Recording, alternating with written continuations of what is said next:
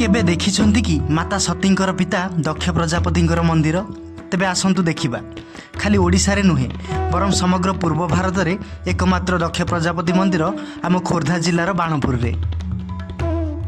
एही मंदिरटी त्रयोदश शताब्दी रे गंगवंशीय राजा मानक द्वारा निर्मित होइतिला। एठारे दक्षेश्वरଙ୍କ रूपरे पातालपुटा शिवलिंग पूजा पाआंती।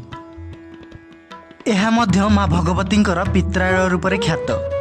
माँकर काठी प्रतिमाटी एही मंदिर ही पूजा पाए एवं प्रत्येक मंगलवार माँ भगवती मंदिर को प्रत्यागमन करे।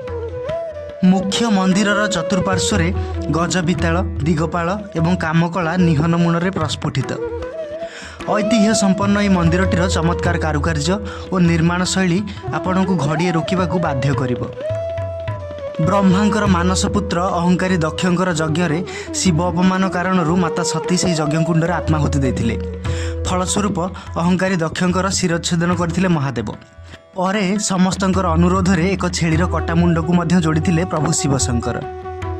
एमिति आध्यात्मिक वीडियो सब देखिबा पई चैनल टी को लाइक शेयर और सब्सक्राइब करंतु। धन्यवाद।